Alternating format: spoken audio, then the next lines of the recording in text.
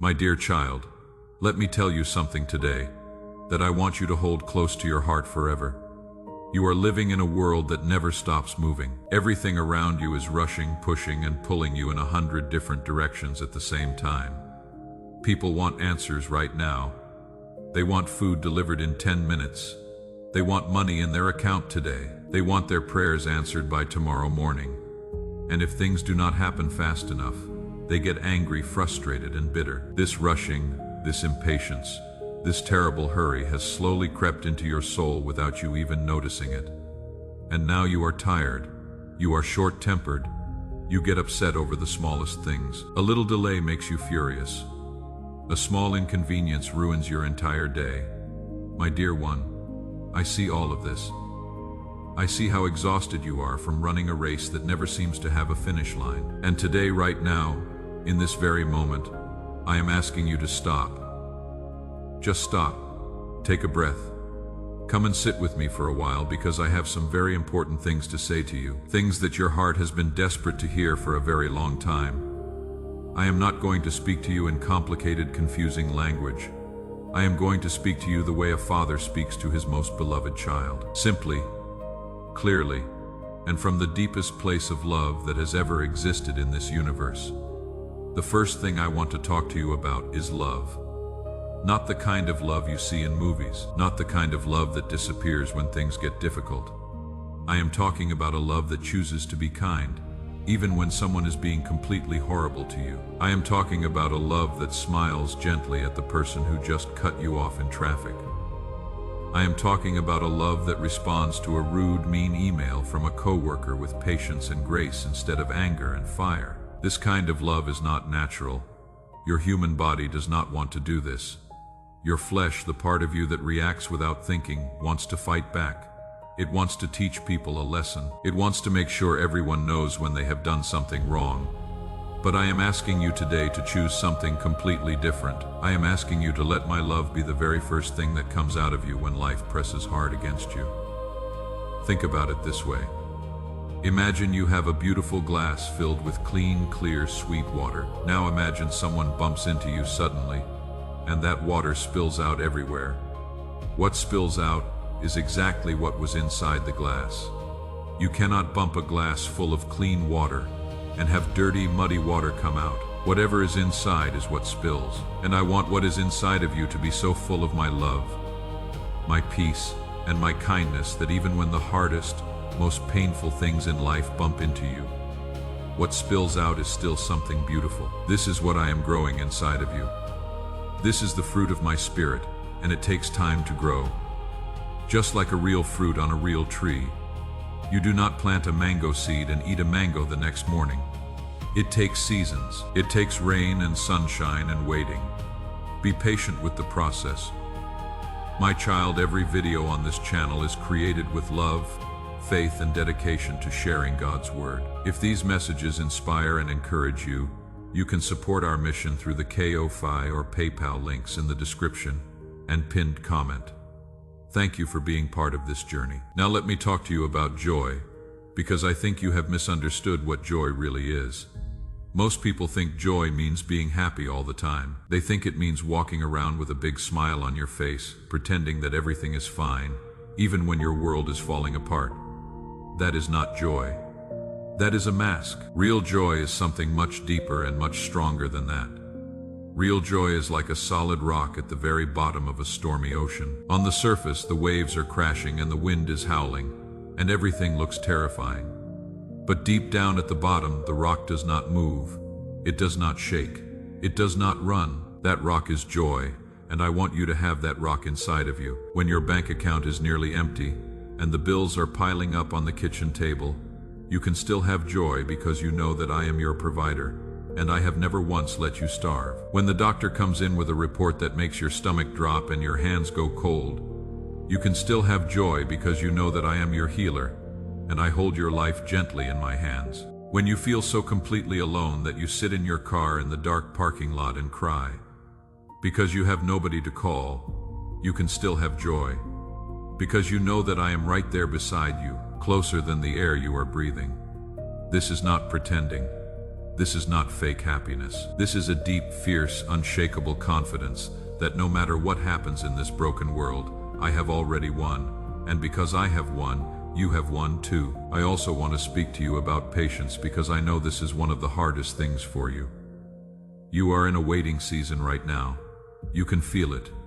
You have been praying about something for a long time. You have been working hard and doing the right things, and still nothing seems to be changing, and a part of you wants to grab the situation with both hands and force it to move. You want to make the door open. You want to make the breakthrough happen on your schedule, my dear child.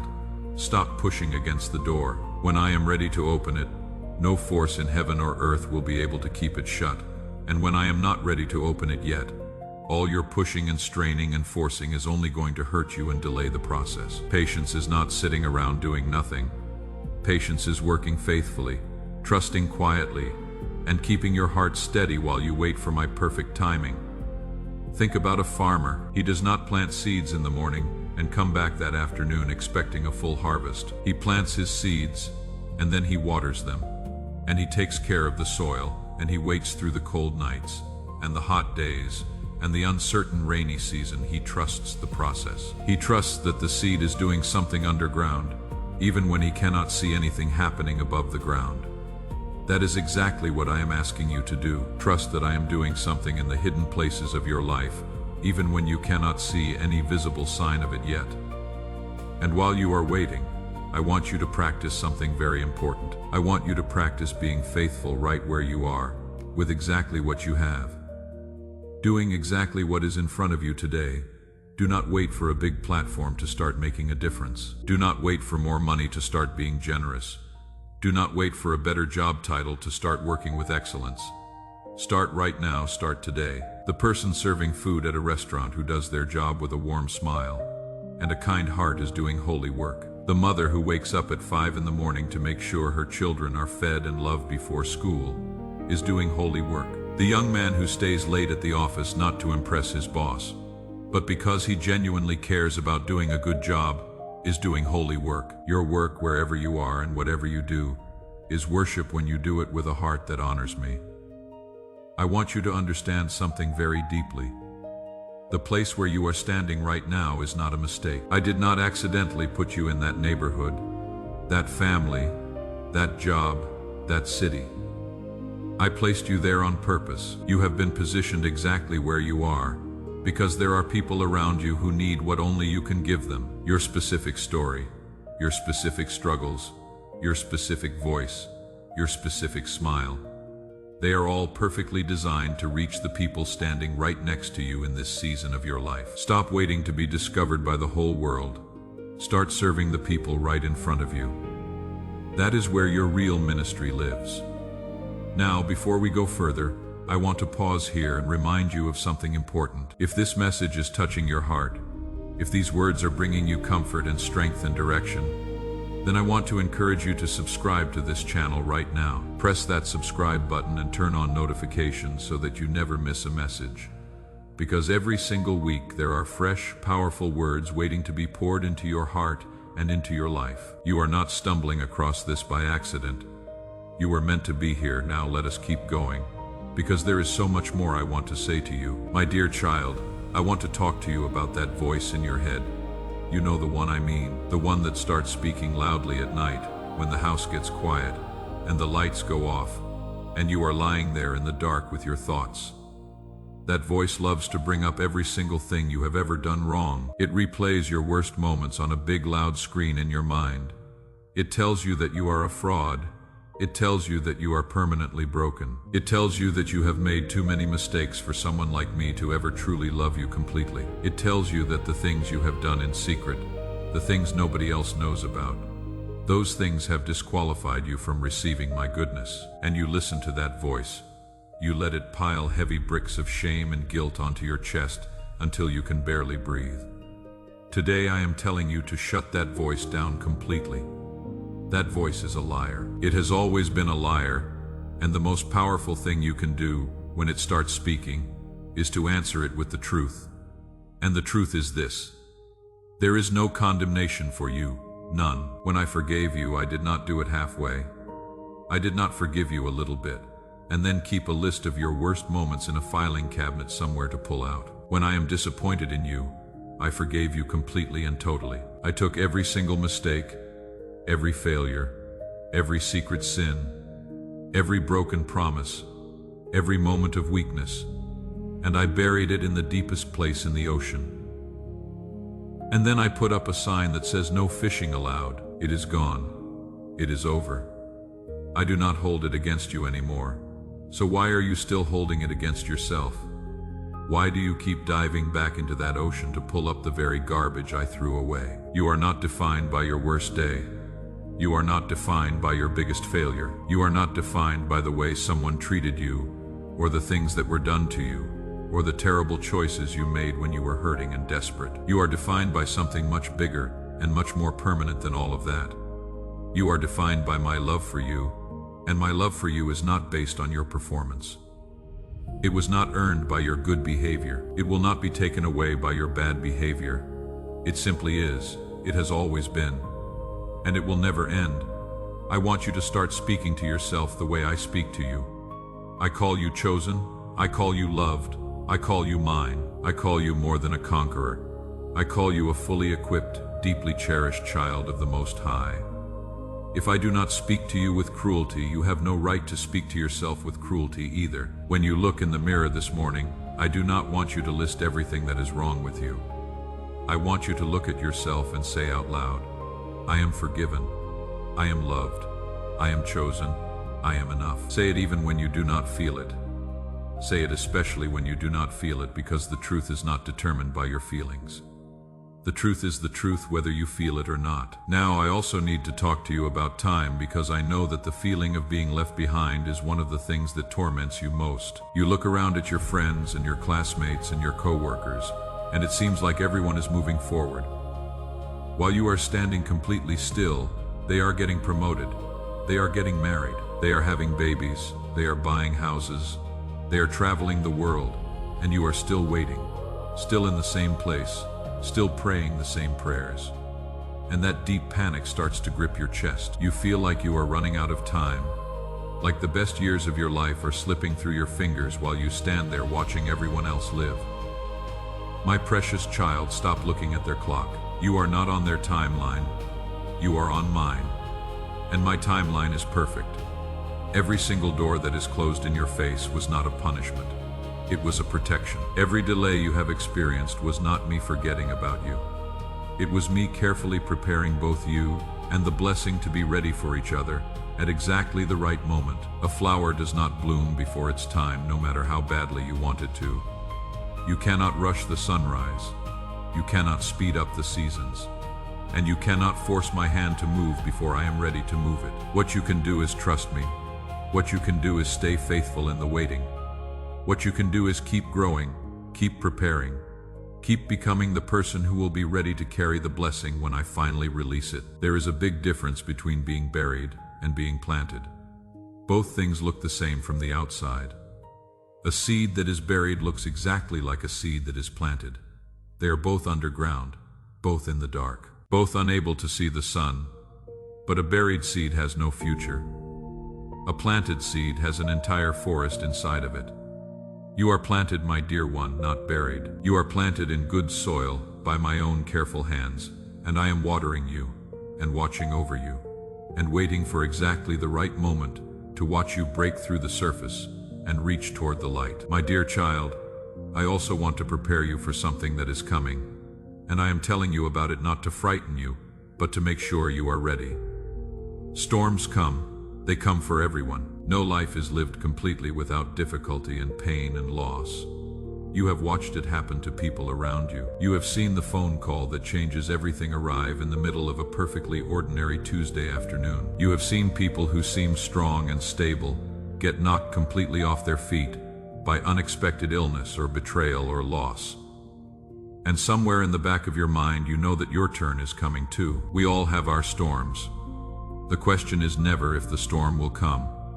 The question is whether your roots are deep enough to hold you when it arrives. Right now, I want you to look honestly at what your soul is anchored to, because I see what many people are anchored to, and it frightens me for them. They are anchored to their job. They are anchored to their savings account. They are anchored to the approval and love of specific people. They are anchored to their health and their youth and their strength. These are all things that can be taken. These are all things that change. And when they are taken away, the people whose entire identity and security rested on those things are completely devastated. They have nothing left to hold on to. They sink, because sand cannot hold an anchor. Sand shifts and crumbles under pressure. I am telling you to anchor yourself to something that cannot be moved, cannot be shaken, cannot be taken away no matter what happens in this life or in this world. Anchor yourself to my unchanging, eternal, rock-solid word. Anchor yourself to the truth that I am always with you. Anchor yourself to the truth that my love for you does not increase when your life is going well, and it does not decrease when your life falls apart. It stays exactly the same forever, always, without condition. That is the anchor that will hold you in any storm. And when the violent winds come and the waves crash over your life, you will look around at the chaos, and instead of being swept away, you will stand firm. You will be the calm, steady, unshakable person in the middle of the storm who everyone else grabs onto, because they can see that you are holding on to something real. But there is something else I want to talk to you about that is very important. Something that many people completely overlook in the hard seasons of life. I want to talk to you about praise, about worship, about lifting your voice and your hands to me even, and especially when things are at their absolute worst. This is one of the most powerful spiritual weapons that exists, and almost nobody uses it when they actually need it most. Think about what praise costs when life is easy, when your bills are paid, and your family is healthy, and your heart is full. Praising me costs you nothing. It is easy. It is natural, of course. You are grateful when everything is going well. Even people who do not believe in me feel grateful when life is good. But what about when things are terrible? What about when you are sitting in a hospital waiting room and the news is bad? What about when you have checked your bank account 3 times, hoping the number will somehow change, and it still says the same terrible thing? What about when the person you loved and trusted most in the world just shattered your heart into 1,000 pieces? Praising me in those moments costs you everything. It costs you your pride. It costs you your flesh that wants to sit in the corner and scream and cry and demand to know why this is happening. And because it costs so much, it is worth so much more. That is why it is called a sacrifice of praise. When you make the choice to open your mouth in the middle of your darkest night and say out loud that I am good, that I am faithful, that I am in control, something powerful happens in the spiritual realm. The heavy darkness that was suffocating you begins to lift. The enemy who was sitting there in the shadows whispering hopeless things into your ear is driven out. The atmosphere in your home, in your car, in your mind begins to change. Not because you have manufactured some false feeling of happiness, but because you have made a declaration of truth. You have said out loud that your circumstances do not define your reality. I define your reality, and that changes everything. So the next time you are in the kitchen doing the dishes and your heart is heavy with worry, I want you to open your mouth and sing.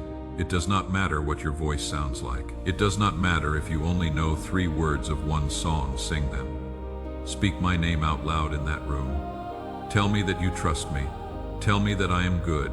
And watch what happens to the weight on your shoulders. Watch how the shadows retreat. Watch how the peace that surpasses all understanding, the peace that does not even make logical sense given your circumstances, begins to quietly settle into your chest like a warm blanket on a cold winter night. Do not wait for the breakthrough to be thankful. Be thankful in the waiting. Be thankful in the middle of the mess. Be thankful even when you cannot see a single sign that things are getting better. Because thankfulness is not a reaction to what is happening around you. It is a declaration of who I am, and I am always good. I am always faithful. I am always working even, and especially in the seasons when you cannot see or feel anything happening at all. We are committed to spreading hope, faith, and the message of Jesus Christ to people around the world. If you would like to help us continue this work, please visit our Ko-fi or PayPal links below. Your kindness means more than words can express. And now, my beloved friend, let me take a moment here to say something to you. If you are watching this video and these words are speaking directly to your heart, please do us a favor right now. Reach over and subscribe to this channel. If you have not already done so, hit that notification bell so that every new message comes straight to you. Because this is not just a video, this is a lifeline. This is a place where you can come when you are tired and confused and beaten down and hear words that will remind you who you are and who I am. You were guided here today for a reason. Stay connected. Now let us keep going because we are only halfway through what I have to say to you, my dear child. I want to talk to you about rest, real rest. Not just sleep, although sleep is important too. I am talking about the kind of deep soul rest that most people in this busy, driven world have completely forgotten how to find. You have been taught from the time you were very young that your worth is directly connected to your productivity, that the harder you work, the more you achieve, the more valuable you are. That rest is for lazy people, that if you are not hustling every single moment, you are falling behind. And so you have become a human doing instead of a human being. You work yourself until your body breaks down. You push through exhaustion. You skip the things that fill you up because there is always more to be done. And you wonder why you feel so completely empty inside. I designed your body. I know exactly what it needs. And what it needs is not more hustle. What it needs is rhythm. A sacred, healthy rhythm of working hard, and then stopping, of giving, and then receiving, of pouring out, and then allowing yourself to be refilled. I built rest into the very fabric of creation itself. I rested on the seventh day, not because I was tired, but because I was modeling for you what a healthy, whole, flourishing life looks like. Rest is not a reward that you earn after you have done enough. Rest is a gift that I have built into the design of your life. And when you refuse to take it, you are not being more productive. You are slowly destroying yourself. I want you to think about what it would feel like to simply be still for one full day. To put the phone down and not look at it. To close the laptop. To stop thinking about the project at work, or the bill that is due, or the problem that does not seem to have a solution. To go outside and feel the sun on your face, to listen to the wind moving through the trees, to sit by water and watch it move. To breathe deeply and slowly and remember that you are not the one holding the universe together. I am, and I am very good at my job. I do not need your help to keep the planets in orbit. I do not need you to stay awake worrying all night to make sure the world keeps turning. When you lie down tonight, I will still be awake. I will still be working. I will still be tending to every single detail of your life, so you can rest. You have my full permission. More than permission, I am commanding you to rest. When you refuse to rest, deep down what you are really saying is that you do not trust me to handle things without you. You are saying that your worry and your striving and your effort are more powerful than my care and my provision. That is pride disguised as responsibility. And I am lovingly but firmly asking you to lay it down. Close your fists and let go of the need to control everything. Open your hands and let me be what I have always been. The one who holds all things together, including your beautiful and precious life. Now, I want to speak to you about something that is happening in your private moments, in the quiet hours when nobody is watching. I want to talk about the words that come out of your mouth, not the words you say in public when you are trying to appear calm and kind. And together, I am talking about the words you say when you are stuck in traffic by yourself, the words you mutter under your breath when you are frustrated, the words you speak to yourself when you look in the mirror or make a mistake, the words you say about other people when you are venting to a friend, the words you use to describe your life, your future, your health, your children. These words matter enormously. They are not just sounds disappearing into the air. They carry weight, they carry power. They shape the reality you live in far more than most people understand. There is life and death in the power of your tongue. This is not a metaphor. This is a real and serious spiritual truth. When you wake up in the morning, and the very first thing out of your mouth is how terrible you feel, how horrible the day is going to be, and how nothing ever works out for you. You are not just venting, you are building something. You are laying bricks with every word. And those bricks are constructing the very world you live in. Now think about what kind of world you are building with the words you have been speaking over your life lately. I want you to become incredibly aware of what comes out of your mouth. Not in a stressed, paranoid way where you are constantly analyzing every sentence, but with a gentle, growing consciousness that says, What am I building with my words right now? Am I building something beautiful, or am I tearing down something precious? Start speaking what you want to see rather than what you currently see. When you are sick, do not speak sickness over yourself repeatedly all day long. Say out loud that healing is coming, that your body is strong, that I am your healer, and I am at work in your body right now. When your finances are difficult, do not speak poverty over your future. Say out loud that provision is coming, that my supply never runs out, that you are a child of the most generous Father in all of existence, and He does not let His children starve. I also want you to stop tearing other people apart with your words. Gossip is so incredibly normalized in our culture that most people do not even realize they are doing it. They call it venting. They call it processing. They call it catching up with friends. But when the core of the conversation is picking apart someone else's life, their decisions, their mistakes, their flaws, something dark is happening. And it is poisoning you as much as the person you are talking about. When you sit in the break room at work, and someone invites you into that conversation about the coworker who made a mistake, or the boss who is difficult, or the neighbor who is being inconsiderate, I want you to have the courage to walk away, not in a self-righteous, dramatic way. Just quietly remove yourself, change the subject, because you are too valuable, and your mouth is too powerful to be used as a weapon against people I love. Let your words be like good medicine. Let them be the words that a person carries home with them after a hard day and repeats to themselves before they fall asleep, because those words gave them just enough courage and hope to try again tomorrow. You have no idea how desperately the people around you need to hear something kind and true and real, and you have it in your power to give that to them every single day, at no cost to you whatsoever, except a moment of choosing love over habit.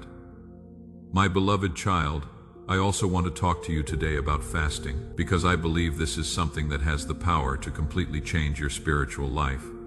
And yet most people either ignore it or misunderstand it entirely. Fasting is not a diet. Fasting is not about losing weight or being disciplined for the sake of discipline. Fasting is a spiritual act. It is the deliberate choice to say no to the hunger of your physical body in order to say yes to the hunger of your spirit. It is telling your flesh, which is often spoiled and demanding and noisy, that it does not get to be in charge today. Your spirit gets to lead today. There are some things in your life right now that simply will not move through regular prayer alone. You have been praying and the mountain has not moved. The habit is still there. The darkness is still lingering. The door is still closed. I am not saying your prayers are not being heard. I am saying that there are certain strongholds that require a deeper level of spiritual intensity to break, and fasting is the key that unlocks that level of intensity. When you voluntarily go without food for a meal, or a day or several days, and you use that hunger, that physical discomfort, as a reminder to pray, something shifts in the spiritual realm. The fog begins to lift, the noise quiets down, my voice becomes clearer, the chains begin to loosen. I know it is not easy. I know that going without food makes you cranky and headachy and uncomfortable, but that discomfort is the point. Your flesh does not like being denied. Your flesh screams and complains when it does not get what it wants, and learning to say no to your flesh, learning to sit with that discomfort and choose prayer instead of food, that is one of the most powerful acts of spiritual warfare available to you. It is telling the enemy clearly that your appetite for me is stronger than your appetite for anything this world has to offer. If you have never fasted before, start small. Skip one meal and spend that time in prayer instead. Let every hunger pang be a prompt to bring a specific person or situation before me. Let it be a reminder that there is something you want more than food, and then trust that I see your sacrifice. Trust that I honor it. Trust that it is moving things in the unseen world, even when you cannot feel anything happening in the physical. We are committed to spreading hope, faith, and the message of Jesus Christ to people around the world. If you would like to help us continue this work, please visit our Ko-fi or PayPal links below. Your kindness means more than words can express. Now, my dear friend, there is something else I must say to you, and I want you to hear it with an open heart. I see the walls around you. I see how you have slowly, carefully, brick by brick, built a fortress around your heart over the years, and I completely understand why. You have been hurt by people who were supposed to love you. You have been betrayed by people who called themselves your family, or your friends, or your brothers and sisters in faith. You went to church, and instead of finding healing, you found judgment. Instead of finding community, you found politics and gossip and cliques. And so you backed away. You decided it was safer to do this alone, to watch sermons on your phone by yourself in your apartment, and call that your spiritual life, my child. I love you too much to let you stay in that fortress. You were never designed to live this life alone. You are not a lone wolf.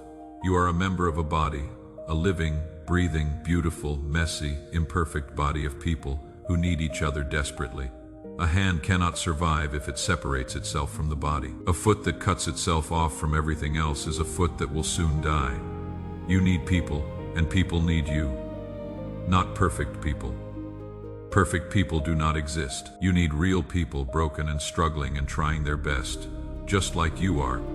People you can sit with in the hard seasons, and people who will sit with you. There is something that happens in real physical community that cannot happen through a screen. When a friend sits across the table from you and looks you in the eyes and says, "I see you.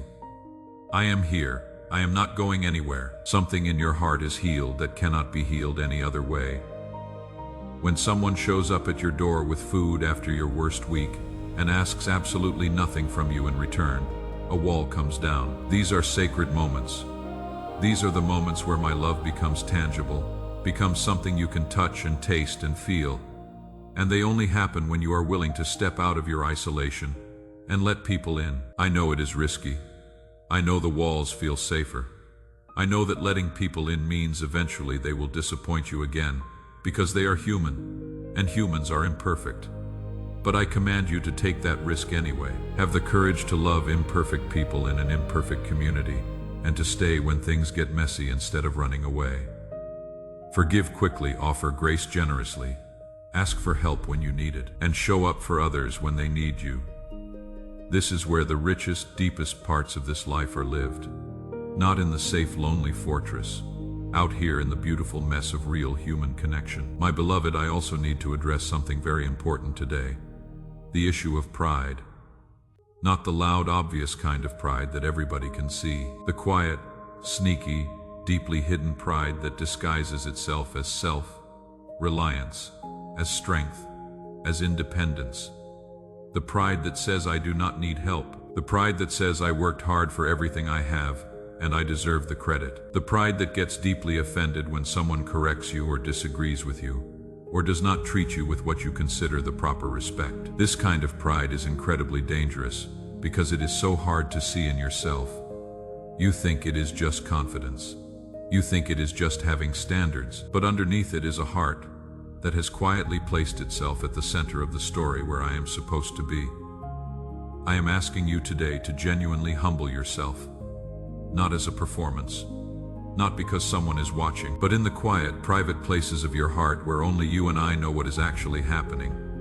Ask yourself honestly, am I teachable? When someone points out that I was wrong, do I get defensive immediately, or can I actually receive it? When things go well in my life, is my first instinct to be grateful, or to feel proud? When I serve others, am I doing it out of genuine love? Or am I doing it so that people will notice and appreciate me? These are honest, searching questions, and they require honest, searching answers. The most powerful people I have ever worked through in history were not the most talented, or the most educated, or the most naturally gifted.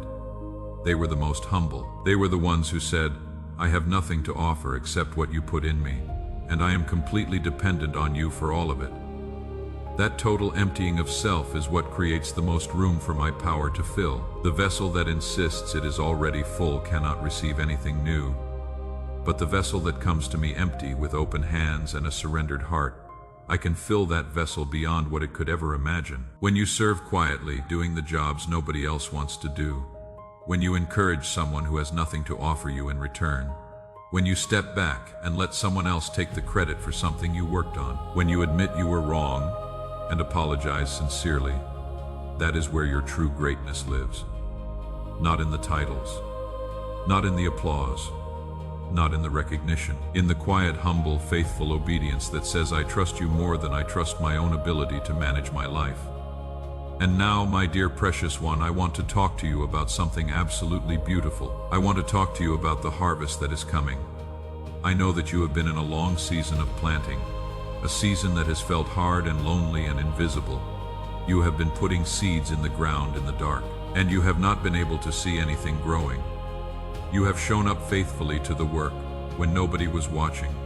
You have done the right thing over and over when there was no immediate reward. You have stayed when everything in you wanted to quit.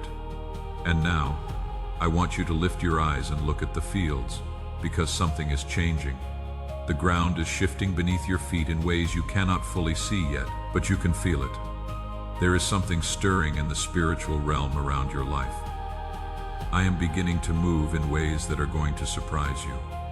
Doors that have been shut for years are about to open. Relationships that have been frozen are about to thaw.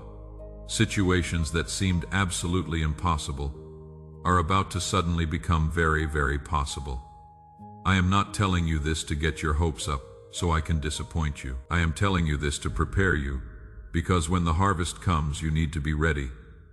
Getting ready means clearing out the things that will get in the way of the blessing. Are there unforgivenesses you are still holding on to that need to be released? Are there habits or patterns in your life that are not aligned with where you are going? Are there relationships that are consistently pulling you away from your purpose instead of toward it? Clean house, my child. Make room. Get your hands free and your heart clear, so that when I move, you can move with me quickly, and without anything weighing you down, and keep sharpening your tools. If you want to write every single day, even when nobody is reading. If you want to lead, practice being faithful and excellent in the small responsibilities you have right now. If you want to teach, study and prepare as if the biggest opportunity of your life is coming tomorrow, because it just might be. The preparation you do in secret is the foundation of every public breakthrough. Nobody sees the roots, but the roots are everything. I want you to know that your best days are not behind you. I know it feels that way sometimes. I know the world likes to tell you that you are past your prime, that the window has closed, that it is too late. But I do not operate on the world's timeline, and I do not respect the world's expiration dates. I am the God who called a man to build an ark when it had never even rained before. I am the God who promised a child to a couple who were both far too old by any human standard. I am the God who takes the thing the world has thrown away and declared useless and makes it the cornerstone of something glorious. I am fully capable of doing the same with you, with your story, with the years you feel were wasted, and the seasons you spent wandering. Nothing is wasted in my hands. Every single experience, every painful season, every mistake you made and learned from. It is all becoming part of something remarkable. Stay on the path, my dear one. Keep your hand on the plow. Keep your eyes forward. The harvest is coming, and it is going to be more than you have asked for, more than you have imagined, and so overflowing that you will need to find people to share it with, which is exactly how I designed it. My child, there is one more thing I want to say to you before we reach the end of this conversation. And it is the most important thing of all. Everything I have spoken to you today, every instruction, every promise, every word of comfort and challenge and direction, all of it depends on one thing, your connection to me. Because apart from me, you genuinely can do nothing. Not some things, nothing. I am not being poetic. I am being completely literal. The branch that is cut off from the vine does not slow down or produce less fruit. It dies. It completely stops functioning. It dries out and becomes useless. That is what happens to any human life that tries to operate independently of me. I know that the world tells you the opposite. The world tells you to trust yourself, believe in yourself, be your own source, be self-made. And there are people who genuinely seem to succeed at that for a season. Their businesses grow and their bank accounts fill, and their names become well known. But watch closely enough and long enough, and you will see what happens without the deep root of connection to me. The success becomes hollow. The achievement loses its meaning. The recognition stops satisfying. They keep reaching for more and more, because there is a God-shaped emptiness at the center of a life that is trying to run on self-sufficiency, and nothing this world offers can fill that emptiness. Nothing, not money, not fame, not love, not beauty, not experience. Only me. So stay connected, my beloved. Stay close. Talk to me throughout your day, not just in formal prayer on your knees, but in the ongoing living, breathing conversation of a child who knows their father is always near and always listening. When something frightens you, tell me immediately.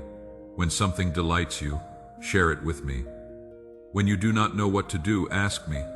When you need strength that you do not have, ask me to be your strength. I am not far away, and I am not busy with more important things. You are the most important thing. You are the reason I did what I did, and I would do it all again for you.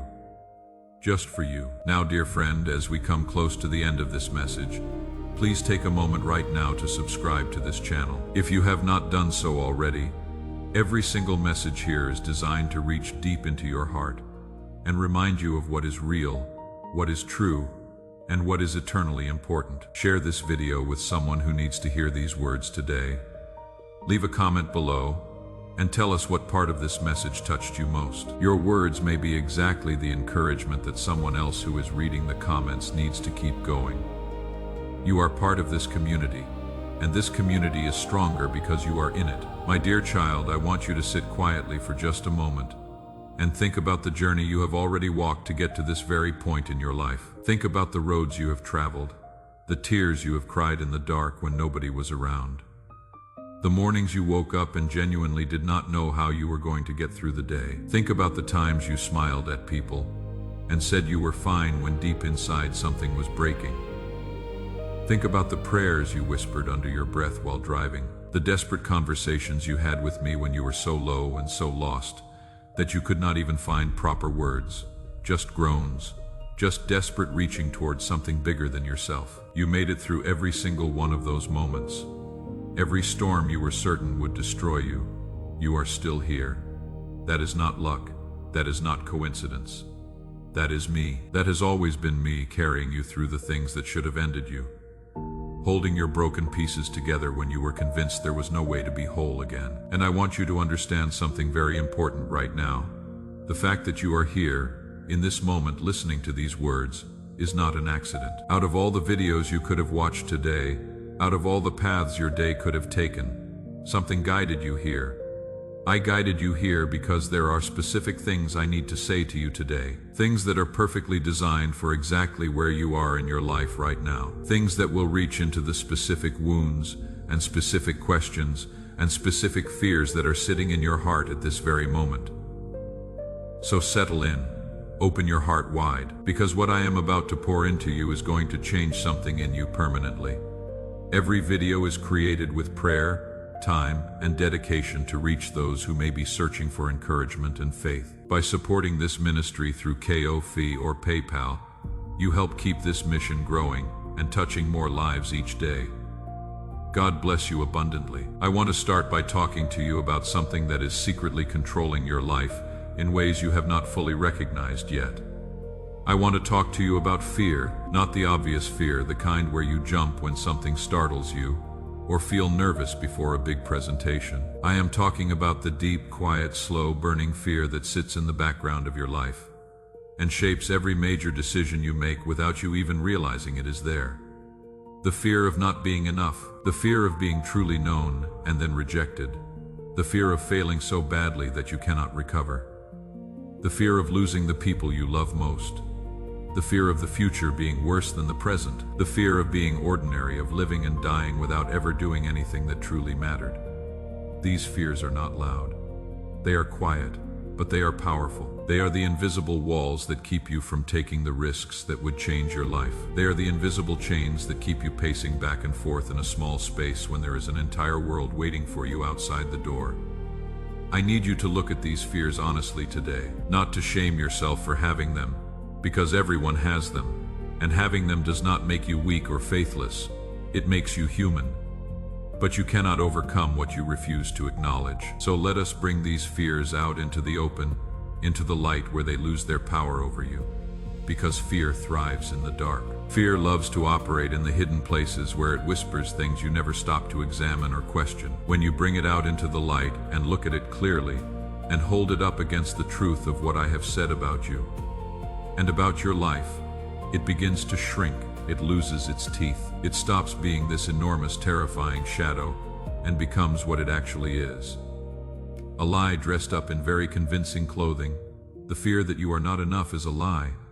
I created you with extraordinary intention and care. There is not a single detail of who you are that was an afterthought or a mistake. The things about yourself that you consider weaknesses, the ways you are different from other people, the areas where you feel lacking or inadequate, these are not flaws in my design. They are often the very things I plan to use most powerfully in your story. The Apostle Paul had a weakness that tormented him. He asked me 3 times to remove it. I did not remove it. I told him that my power was made perfect in his weakness, that the very place where he felt most insufficient was the exact place where my strength would shine most brilliantly. That is not a story from thousands of years ago that has no relevance to your life today. That is a principle that is alive and active and directly applicable to you right now. Your weakness is not disqualifying you. It is positioning you. The fear that if people truly knew you, they would not love you is also a lie. I know everything about you. Every thought you have ever had that you would be mortified for anyone to know about. Every motivation that was selfish when you told yourself it was noble. Every moment you were less than the person you want to be.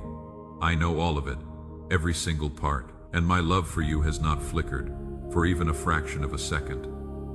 I am not holding my breath waiting for you to clean yourself up enough to be worthy of my affection. I loved you at your lowest. I loved you at your worst. I loved you in the moments you are most ashamed of, and that love is not going anywhere. Now, I am not saying that all people will love you unconditionally, because some will not, and that is a real and painful truth. But I am saying that the deepest, most fundamental truth about your worth and your value does not come from human love. It comes from mine, and mine is immovable. Now let me speak to you about something that ties very directly into this fear of not being enough. I want to talk about comparison, about the specific, targeted, relentless way that looking at other people's lives destroys your own joy and your own sense of purpose, if you allow it to. You pick up your phone, and within 30 seconds of scrolling, you have been reminded of 10 different ways your life does not measure up to someone else's. Someone your age is further ahead in their career. Someone from your hometown has a more beautiful house. Someone you went to school with seems to have a perfect marriage, and perfect children, and a perfect body, and a perfect life. And you are sitting there in your ordinary moment feeling like you somehow missed the path everyone else found. But here is what you are not seeing.